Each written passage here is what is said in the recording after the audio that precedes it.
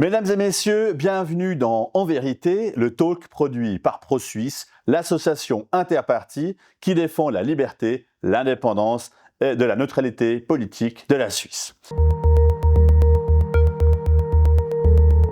Pour notre première émission, nous avons le plaisir de recevoir l'avocat et député genevois Charles Poncet. Charles Poncet, bonjour. Bonjour, j'espère que vous tolérerez un Genevois dans le canton de Vaud. On en sera ravis d'avoir vous aujourd'hui et puis d'avoir d'autres Genevois également par la suite.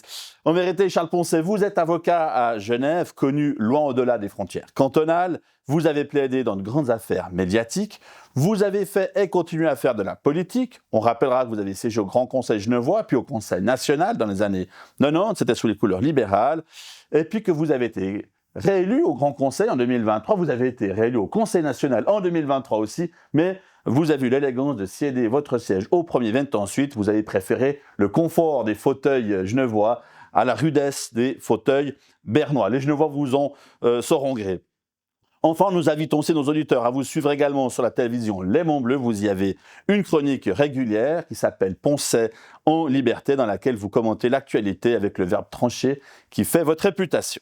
Alors avec vous, Charles Poncet, nous allons dans un premier temps parler, il y a 3 temps dans cette émission, on va dans un premier temps parler de la place de la Suisse dans un monde en plein chamboulement, c'est la tempête, en tout cas à l'extérieur de nos frontières. Et puis on abordera ensuite dans un second temps la neutralité de la Suisse, il y a une initiative que ProSuisse a lancée, ce sera notre deuxième partie. Puis on conclura avec l'accès au marché européen, mais qui est conditionné à des juges. Les juges, vous les connaissez, vous êtes avocat, des juges étrangers, des juges de la Cour de justice de l'Union européenne. Ça sera la dernière partie de notre émission. Charles Poncet, en vérité, je le disais, la tempête fait rage dans le monde 2025.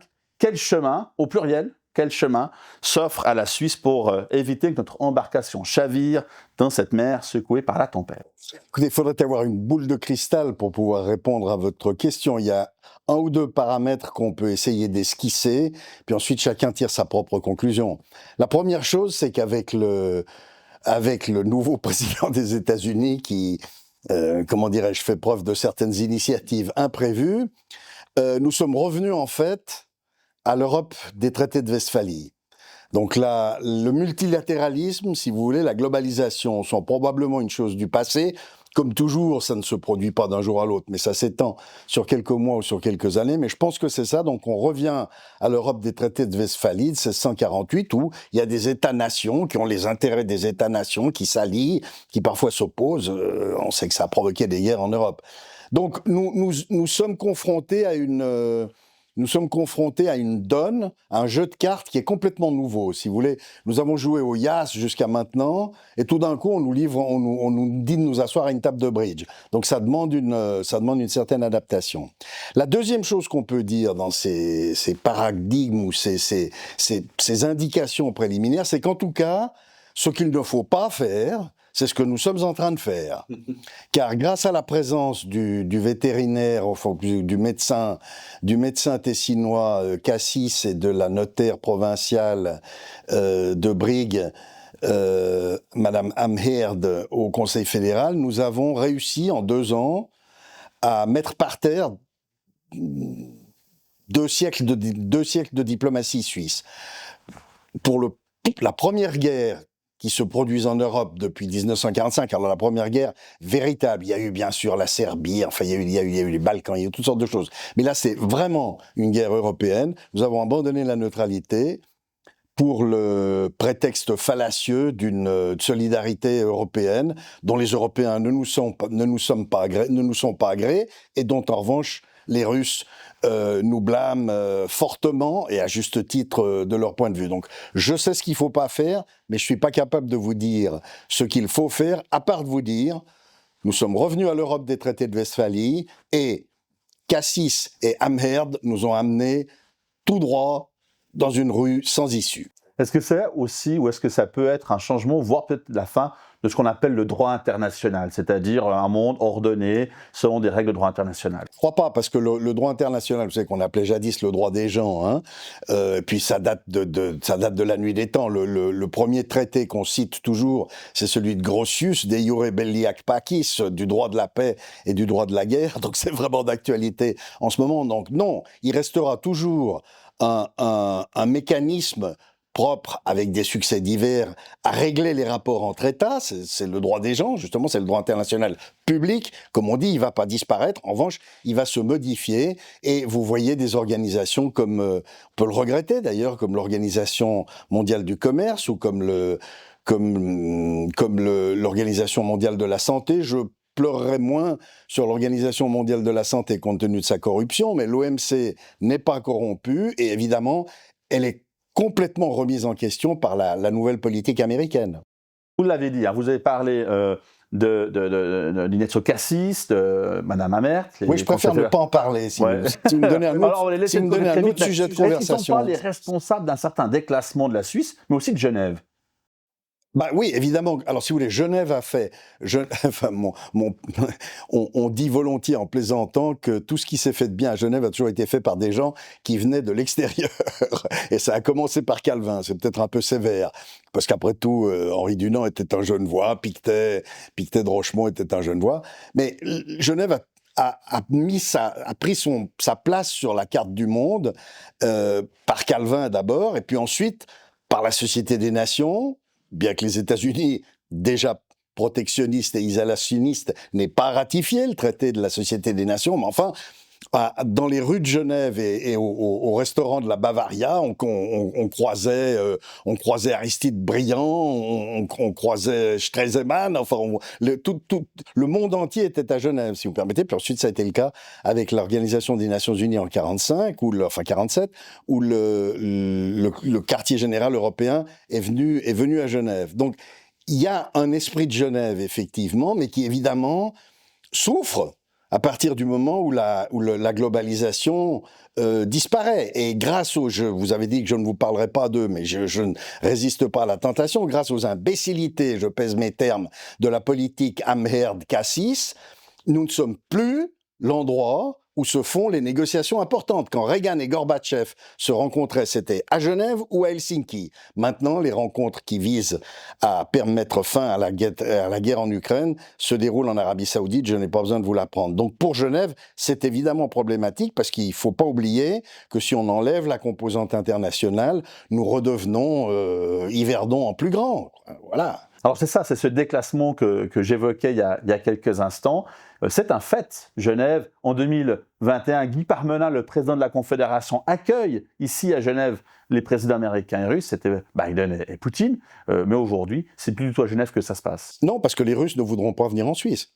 N'est-ce pas? On a assisté à ce sommet grotesque au Bürgenstock, qui visait simplement à permettre à Madame Amherd, je prononce son nom à l'allemande si vous me permettez, parce qu'autrement c'est une tentation à laquelle je risquerais de céder. Madame Amherd s'est épanouie devant les caméras du monde entier en partie, en tout cas, enfin d'une partie du monde, en faisant de la diplomatie bidon, du show-off, et le résultat a été rien du tout, comme on pouvait le prévoir, parce que vous faites un sommet auquel un des deux participants dit « je ne viens pas parce que je ne crois plus à votre neutralité ». Imaginez-vous l'importance du propos. Je veux dire, une puissance comme la Russie, on en pense qu'on veut de la Russie, mais c'est une puissance essentielle, une puissance qui dit « je ne crois plus à votre neutralité, vous avez montré que vous n'étiez plus neutre, donc je ne viens pas, allez vous faire cuire un œuf ». C'est dramatique. Le Bürgenstock qui était devenu le Bürgenflop. C'était d'ailleurs, c'était souvent redit au mois de juin, c'était en 2024.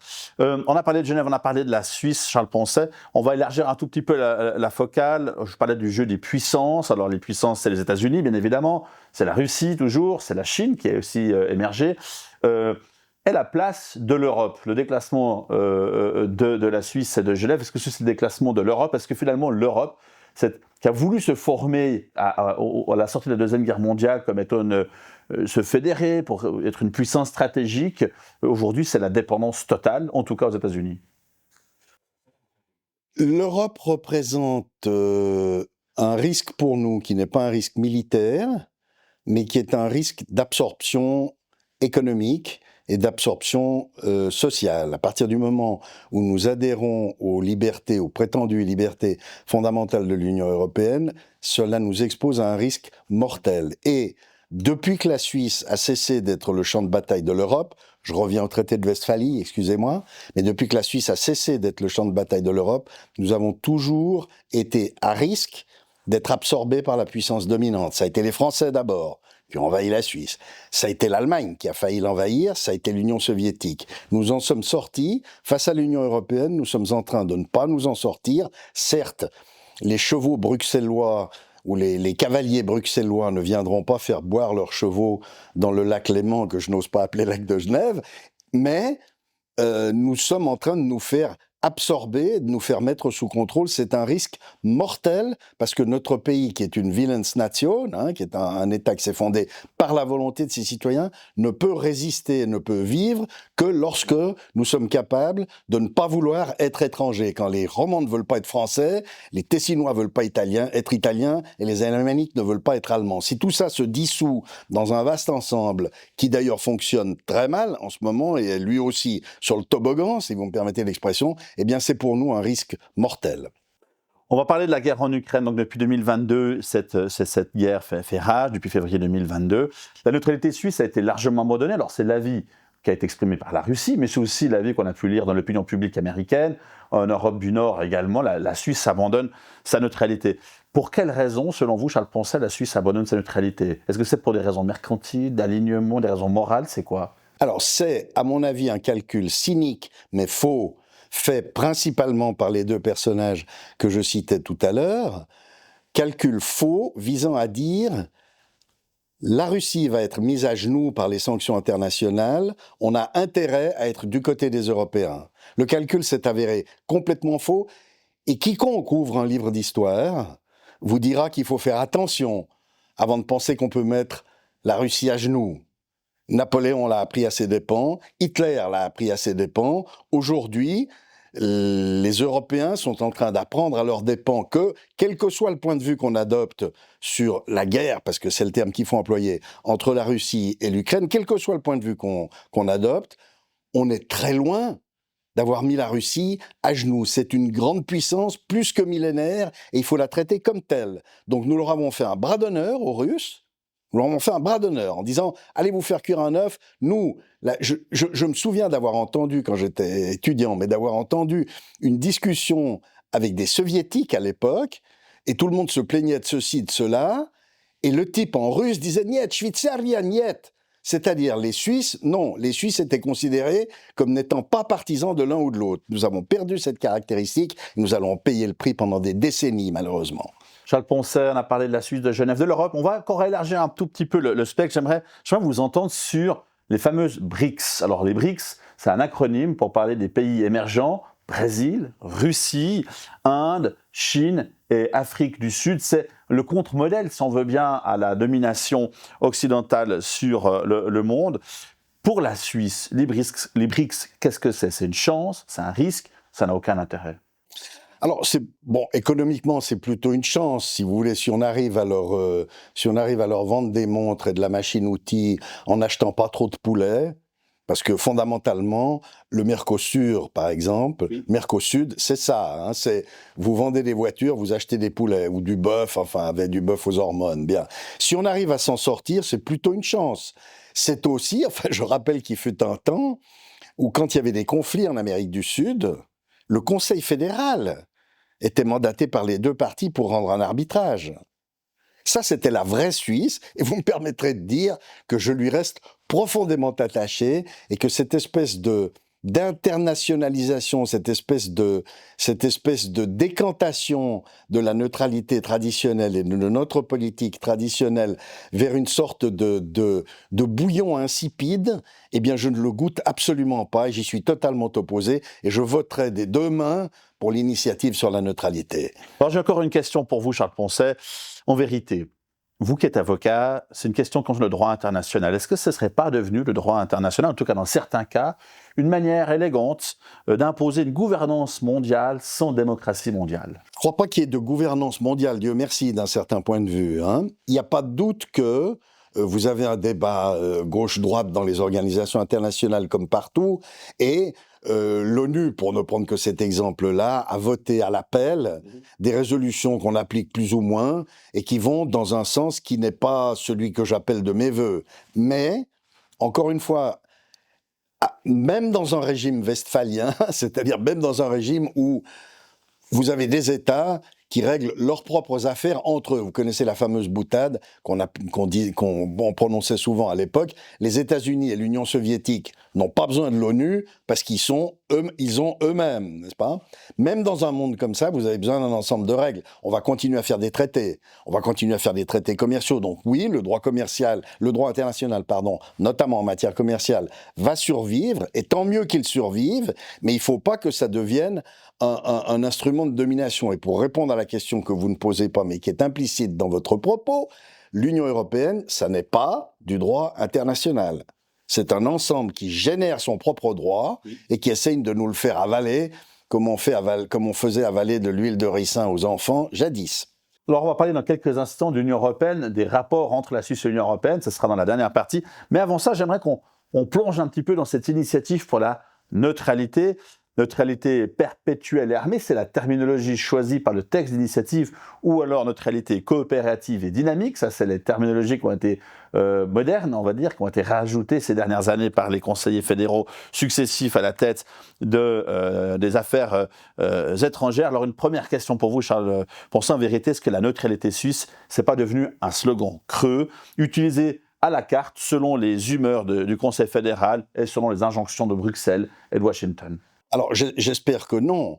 Je suis opposé à toutes les, à toutes les adaptations ou à toutes les mises à l'eau de rose de la neutralité auxquelles on a assisté. Vous savez, le président Reagan, qui s'y entendait, avait un fameux slogan. Il disait « If it ain't broken, don't fix it ». Ne répare pas si c'est pas cassé. La neutralité a fonctionné admirablement pendant 2 siècles. Pourquoi voulons-nous le changer? Pourquoi voulons-nous nous contraindre à la solidarité avec un groupe, alors que ce groupe est en train de se désintégrer? Je parle de l'Union européenne. Pourquoi voulons-nous nous contraindre à la solidarité avec des gens qui sont en train de rater tout ce qu'ils entreprennent, et en faisant ça, sacrifier ce qui a été la recette de notre succès pendant des siècles?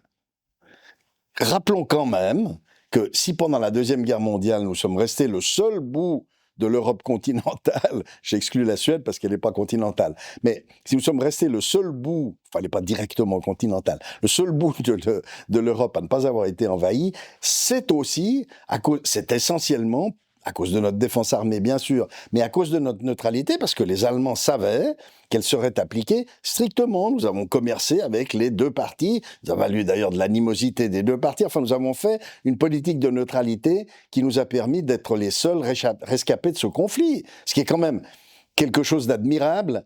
C'est une recette qui a marché pendant 2 siècles. Pourquoi faut-il que Mme Amherd et M. Cassis veuillent la changer, grand Dieu?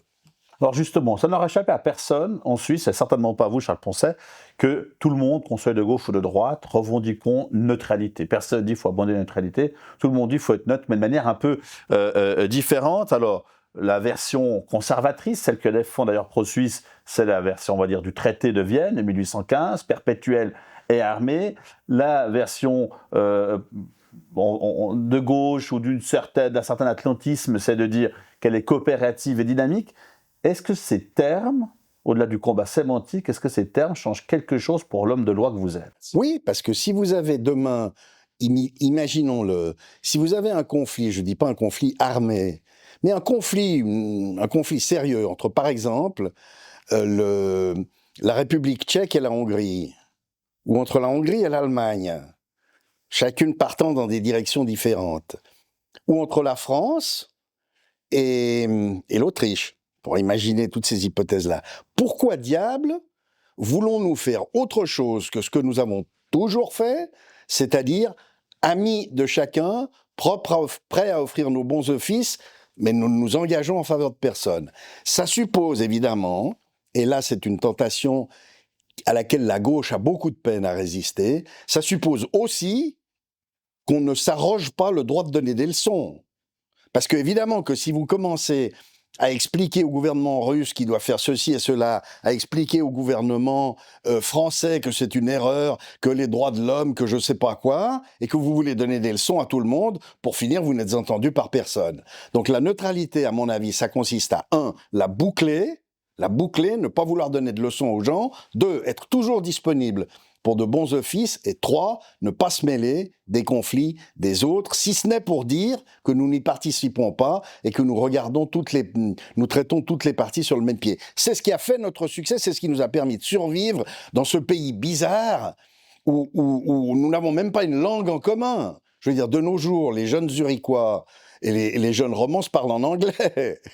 Enfin, et on peut le regretter, mais... Bien sûr qu'on peut le regretter. Ce que faisait ma génération, c'est-à-dire chacun parle sa langue parce qu'on comprend la langue de l'autre, c'est fini. Maintenant, tout le monde se parle anglais. Nous n'avons même pas une langue en commun. Et pourtant, si nous votions pour faire adhérer la Suisse aux États qui nous entourent, pour la faire absorber par les États qui nous entourent, les Suisses voteraient à 110% contre. Nous sommes une vraie Willensnation. Pourquoi voulez-vous, pardonnez-moi l'expression, mais pourquoi voulez-vous foutre tout ça en l'air, grand Dieu? Alors, vous m'avez parlé de l'anglais, Charles Poncet, c'est d'ailleurs peut-être pas à dessein, parce que voilà, l'anglais, c'est la langue universelle. Mais de nouveau, de la version occidentale de cette non, universalisme. c'est la première langue du monde. Elle vient devant le mandarin. Elle est suivie par le hindi et ensuite par l'espagnol, je crois. Alors justement, ça dit quelque chose de finalement la position de la Suisse. Hein. Peut-être les jeunes Zurichois, les jeunes Genevois aujourd'hui s'expriment l'un avec l'autre en anglais. C'est la culture dominante. C'est la culture dominante, c'est la culture américaine. On peut appeler ça une culture. Bah, voilà. Ouais. Alors, mais la culture, culturellement, est-ce que culturellement, commercialement, économiquement, la Suisse n'est pas déjà partie prenante de l'économie globalisée? Et est-ce qu'elle peut du coup s'affranchir d'une politiquement ou militairement en affirmant qu'elle est neutre? C'est-à-dire culturellement, économiquement, commercialement, totalement intégrée à un monde, mais soudainement, militairement et politiquement, alors plus du tout, on est affranchi de ça, on est neutre. Mais la Suisse a toujours été partie prenante intégrale du commerce international. Si vous me permettez une rapide anecdote, il y a 40 ans de ça, j'étais à Hong Kong et j'étais chargé par mon patron d'acheter un jeu d'ordinateur qui jouait aux échecs. À l'époque, ça venait de sortir. Très bien. Je vais au fin fond de Kowloon, dans l'adresse que j'avais, et je commence à parler avec le type que je devais contacter, et on a continué la conversation au Schweizerdeutsch. Parce que à Hong Kong, le gars qui me vendait cet ordinateur, c'était un Suisse. L'hôtellerie, enfin, on a trouvé des hôteliers suisses dans le monde entier. Donc, il n'y a pas de raison de ne pas être partie intégrante à une économie mondialisée si elle le reste, et elle va le rester probablement en bonne partie, tout en étant complètement extérieure aux conflits qui vont se généraliser. Charles Poncet, une chose, on a parlé des traités de Westphalie, donc c'est le XVIIe siècle, c'est le milieu du XVIIe siècle. J'ai évoqué aussi le traité de Vienne, ça c'est tout de suite après l'époque napoléonienne. Donc oui, mais le traité de Vienne est le bébé adultérin des traités de Westphalie. Exactement, il y a une continuité. D'ailleurs, la Suisse accède à la souveraineté politique reconnue pour la première fois à l'issue des traités de Westphalie. Et là, déjà, on trouve la notion de neutralité. La Suisse sort du Saint-Empire romain germanique, mais ne doit pas entrer sous le... C'est-à-dire qu'à l'époque, les mercenaires suisses, les soldats suisses étaient d'une telle qualité. Vous savez que nos voisins français ont la Légion étrangère, mais jusqu'à la dernière minute, elle allait s'appeler la Légion suisse. Donc, ce que tout le monde voulait, c'était que les soldats suisses ne soient pas au service de l'autre. Donc c'est ça la neutralité entre guillemets du traité de Westphalie. Dans le traité de Vienne, ça commence à devenir plus sérieux et ensuite... Et jusqu'à un passé récent, la Suisse était au cœur du jeu des puissances. Oui, alors c'est plus le cas. Et voilà, non, c'est plus le cas. Écoutez, si vous prenez l'exemple de la Deuxième Guerre, il n'y a pas de doute que le fait que nous ayons dit de la manière la plus catégorique que toute tentative d'invasion de la Suisse se solderait par la destruction immédiate des voies de communication qui étaient le Gotthard, le Simplon en particulier. Ça a joué un rôle considérable. Aujourd'hui, les axes européens sont d'une importance tout à fait secondaire. Ce qui compte, ce sont les voies maritimes, et en particulier les voies maritimes en Asie. Le détroit de Malacca est autrement important que le Gotthard. Donc bien sûr, de ce point de vue-là, les guerres européennes, on l'espère tout au moins, en tout cas les grandes guerres basées sur la rivalité entre les Français et les Allemands, étant terminées, notre rôle comme gardien, rôle traditionnel, c'était déjà le cas au XVe siècle, notre rôle comme gardien des passages alpins n'a évidemment plus l'importance géopolitique qu'il avait il avait encore, je dirais, jusqu'à la fin de la Deuxième Guerre mondiale, peut-être même un peu après. Alors justement, sur cet aspect-là, on a le sentiment en Europe en tout cas que ce rôle central au cœur du jeu des puissances, c'est plutôt l'Ukraine qui est en guerre. Est-ce qu'elle n'aurait pas dû adopter d'ailleurs l'Ukraine, qui est assimilable à certains égards un peu à la Suisse, plusieurs langues aussi, des confessions différentes, on pense à l'orthodoxie, au catholicisme, les russophones de l'Est du pays versus ceux qui sont proches du bloc occidental. Est-ce que l'Ukraine, c'est pas en 2025 la Suisse de 1914, celle qui était prise au cœur du jeu des puissances? Vous savez, Montesquieu qui Montesquieu qui s'y connaissait, hein, disait ou a écrit les lois les lois ou les constitutions, mais enfin, les lois doivent être tellement propres aux gens pour qui elles sont faites que c'est un grand hasard si celles d'un peuple peuvent convenir à un autre. La Suisse a, par hasard, par chance, par sagesse politique, ce que vous voulez, aussi par comment dirais-je, par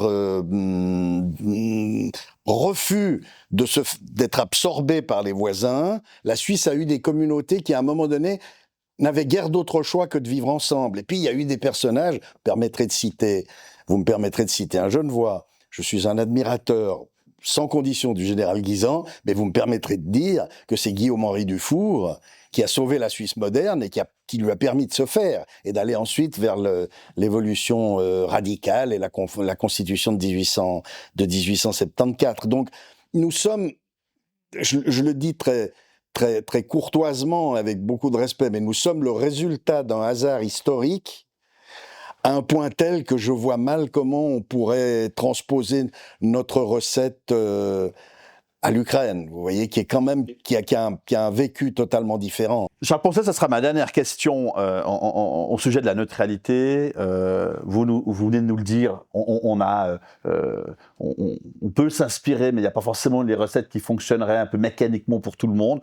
Néanmoins, un exemple récent, à la suite du début du conflit en Ukraine, un pays traditionnellement neutre, la Suède, a décidé de changer, mais alors littéralement à 180 degrés de politique et de dire on n'est plus neutre, on demande l'adhésion à l'OTAN. Alors est-ce qu'aujourd'hui, alors que la Suisse n'est plus au cœur du jeu des puissances, est-ce que la sécurité des Suisses ne serait pas mieux garantie si la Suisse rentrait dans l'OTAN, ferait partie du club, serait pleinement incorporée à cette alliance militaire, plutôt que d'espérer survivre neutre au milieu de cette mer agitée?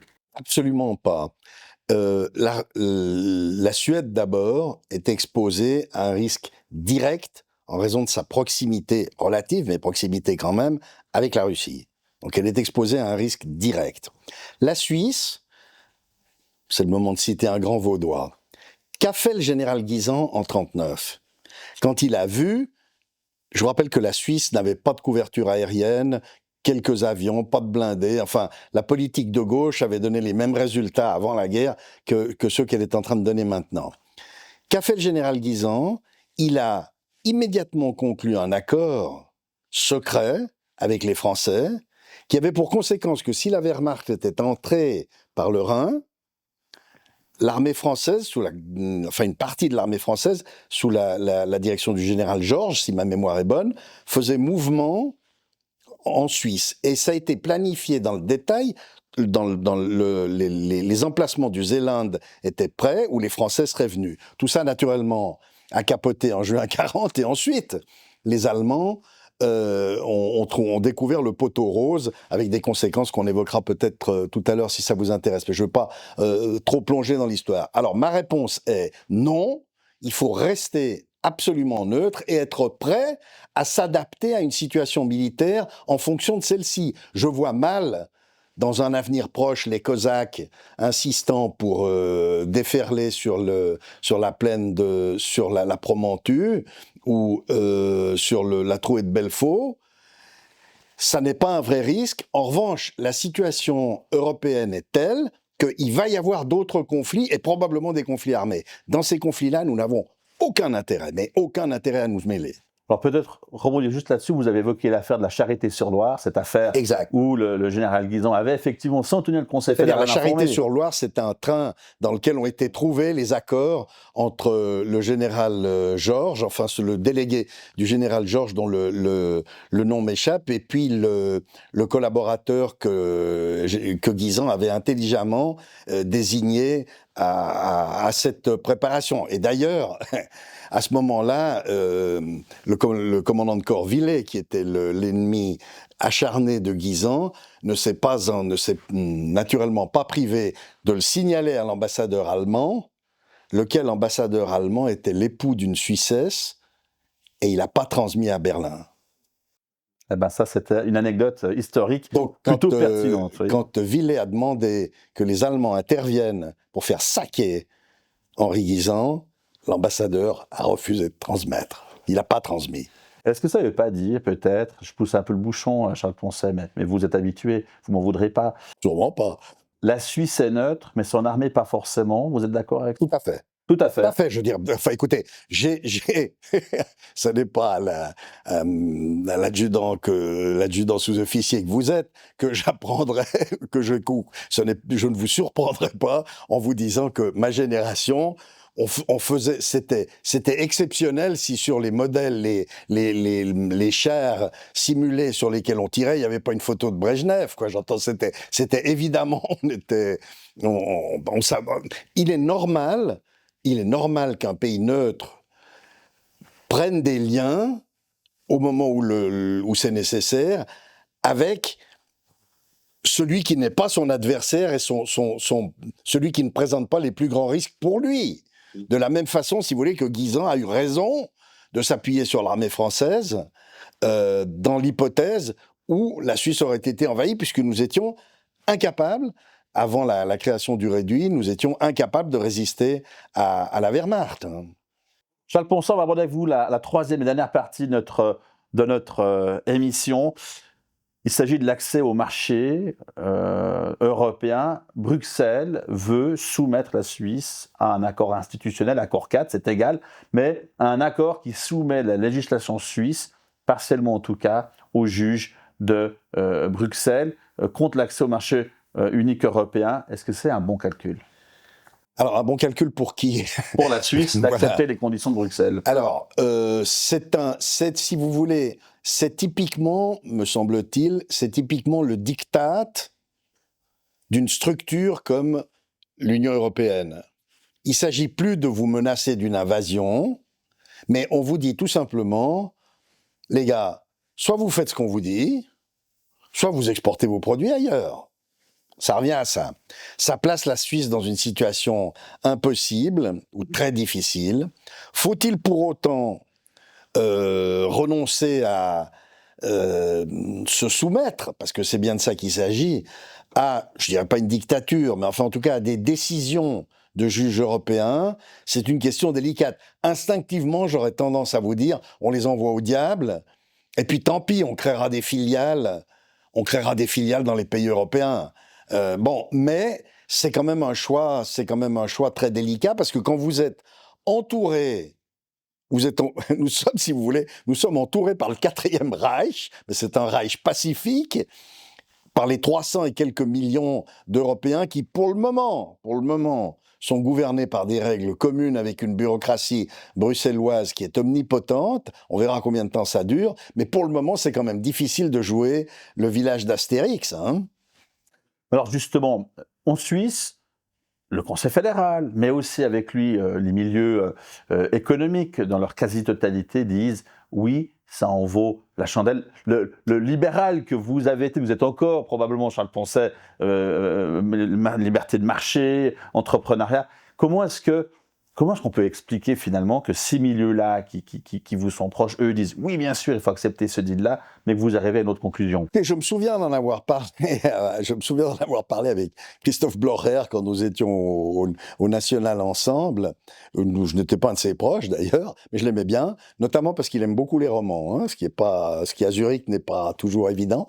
J'en avais parlé avec Blocher qui me disait ça va être très difficile. Et bien sûr, si on fait le choix, et il est normal que les milieux économiques ne veuillent pas le faire, parce que ils pensent à leurs actionnaires, ils pensent à leurs employés, ils pensent à leurs dividendes, ils pensent à leurs bénéfices, c'est normal. Si on fait le choix de ne pas se plier, ça aura des conséquences significatives.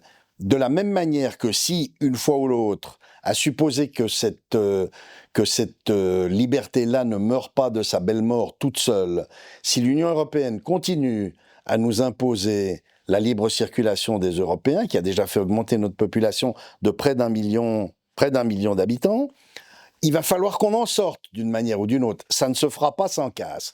Donc nous sommes confrontés, si vous voulez, à ce qu'on appelle familièrement en anglais Hobson's Choice.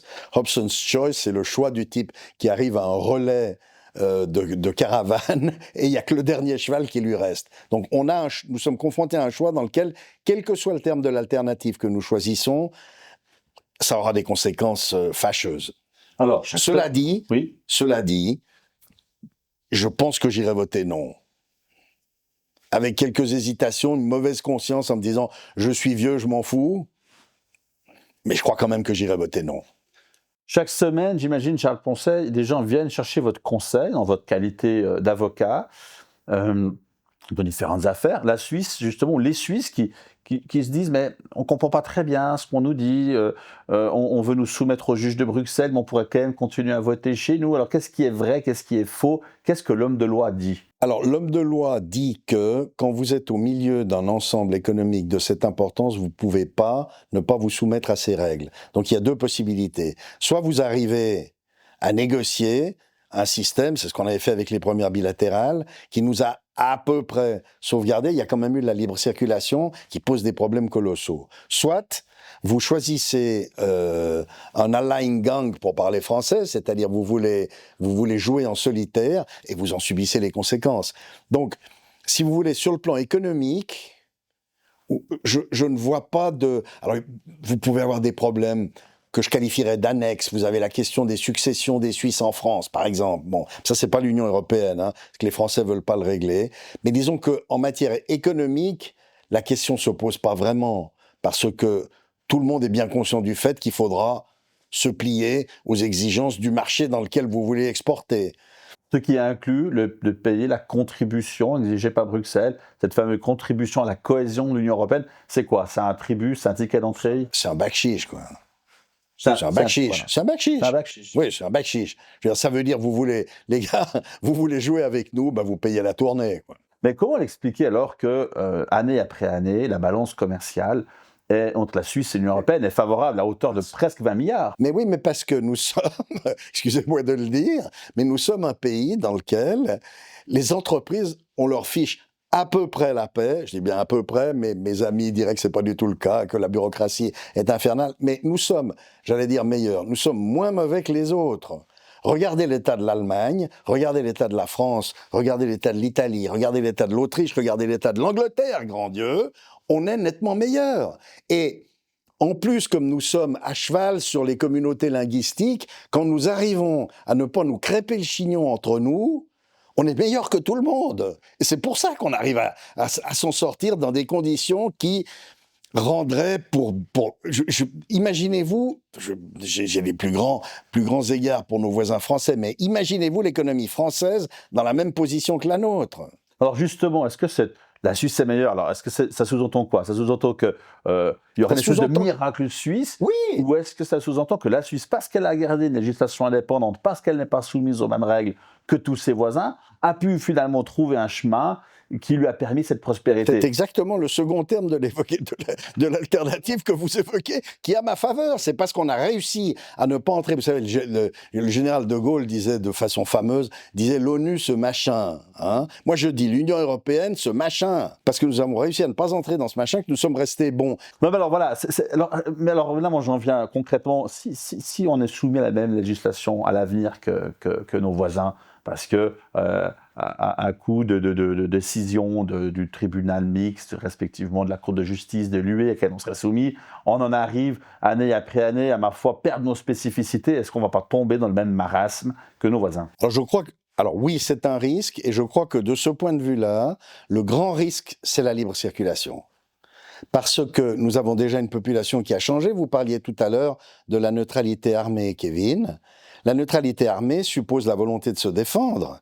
Est-ce que nous l'avons encore vraiment, cette volonté? Est-ce que la Suisse d'aujourd'hui a la même volonté de se défendre qu'il y a 35 ou 40 ans. Je suis loin d'en être convaincu, je vois avec plaisir chez mes enfants et mes petits-enfants, je vois un désir de rester libre et à l'abri des troubles du monde, mais je ne suis pas sûr que ce désir soit unanime. Nous avons des communautés immigrées qui se sont installées, la Suisse a changé.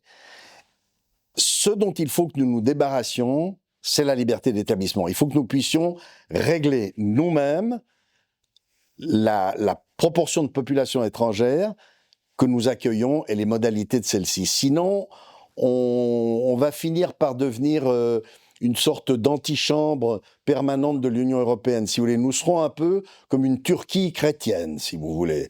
Nous allons être dedans pratiquement, mais théoriquement pas. Est-ce que l'Union européenne a trahi le rêve? Absolument, absolument. Parce qu'elle a commencé par... Bon, elle s'est créée en réponse à la Deuxième Guerre mondiale, évidemment.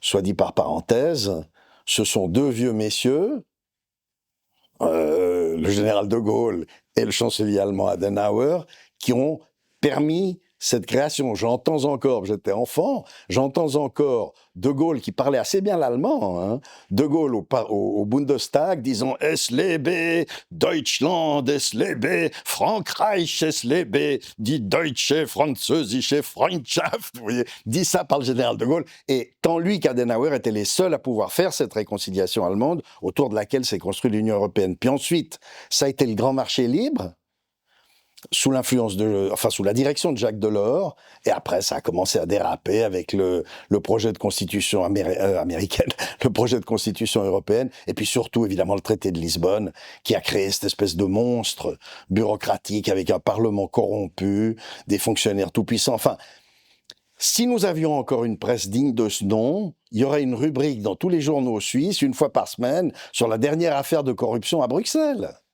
Enfin, je veux dire, vous avez un parlement dans lequel on attrape le père d'une députée qui se prétendait représentante de vertueuses organisations non gouvernementales, qui fait la malle pour partir en Italie avec 2 sacs dans lesquels il y a des lingots d'or. Mais qu'est-ce que c'est que ce truc? Sincèrement, Charles Poncet, vous avez cité Konrad Adenauer, Charles de Gaulle. Est-ce que cette Europe-là, cette Europe de Dante, cette Europe de Victor Hugo, de Friedrich Goethe, est-ce que cette Europe des cathédrales, est-ce que cette Europe des châteaux, est-ce que cette Europe-là, elle ne fait pas un peu rêver? Elle fait rêver, et à juste titre. Elle fait rêver, et à juste titre, parce que quand Erasme correspondait avec Thomas More en latin, il y avait une vraie Europe. Quand Metternich discutait avec le tsar Alexandre II sur la manière de casser la figure de Napoléon, dans quelle langue est-ce qu'il le faisait? Il le faisait en français. On peut multiplier les exemples. Si vous voulez, dans les tranchées de la guerre de 14, parce que c'est là que l'Europe s'est détruite, dans les tranchées de la guerre de 14, les officiers des deux côtés avaient été formés au latin et au grec. Et c'est en cela que ce conflit a été un véritable désastre. Enfin, ça a déclenché cette guerre civile européenne qui s'est terminée en 1945 avec la destruction de l'Europe et l'hégémonie américaine sous laquelle nous débattons encore aujourd'hui. Donc on peut être amoureux de l'Europe et opposé, et l'adversaire de cette machine, cette bureaucratie de l'Union européenne. Mais bien sûr, l'Union européenne n'a rien d'européen. C'est un magma de fonctionnaires, de prétendus législateurs largement corrompus. Ils ne le sont pas tous, mais ils sont quand même bien corrompus, parce que vous pourrez chercher un moment à Berne pour trouver des gens qui prennent des bakchiches comme ils les prennent à Bruxelles. Hein. Je vous souhaite bien du plaisir pour les trouver.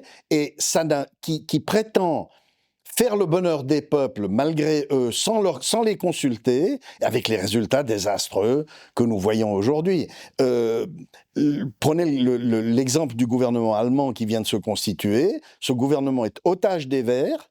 Il va pas durer longtemps, et dès les élections qui sont fixées pour le mois de mai, sauf erreur de ma part, on va voir de nouveau une progression de l'Alternative für Deutschland, qui est un parti qui n'a pas forcément ma sympathie, mais qui est un parti en réaction contre l'Union européenne. Personne ne doute que, sauf intervention judiciaire tout à fait possible, Marine Le Pen ne soit la prochaine présidente américaine. On voit bien en Angleterre que le régime travailliste de Keir Starmer est en train de se désintégrer, Et on va donc vers une résurgence du nationalisme, avec tous les risques que ça suppose. Mais on va quand même vers une structure qui rendra évident à quel point ce machin européen est incapable de résoudre les problèmes auxquels nous sommes confrontés. Merci beaucoup, Charles Poncet, d'avoir été notre invité. Merci à vous d'avoir accepté un Genevois. Et on reviendra encore avec plaisir. Alors, sur le dossier européen, on aura l'ouverture de la consultation sur ce traité d'accord cadre. Ce sera à la fin du mois de juin, début du mois de juillet, puis on votera certainement dans 2 ou 3 ans. Merci à vous tous et à vous toutes, chers auditeurs, chers téléspectateurs, d'avoir regardé cette émission. Suivez-nous sur les réseaux sociaux et sur notre chaîne YouTube. Et en vérité, si vous souhaitez vous engager vous aussi pour une Suisse libre, indépendante et neutre, alors rejoignez ProSuisse et soyez en première ligne pour porter haut les couleurs de notre pays. Vous trouverez tous les liens utiles en commentaire. Je vous dis à bientôt sur notre chaîne YouTube.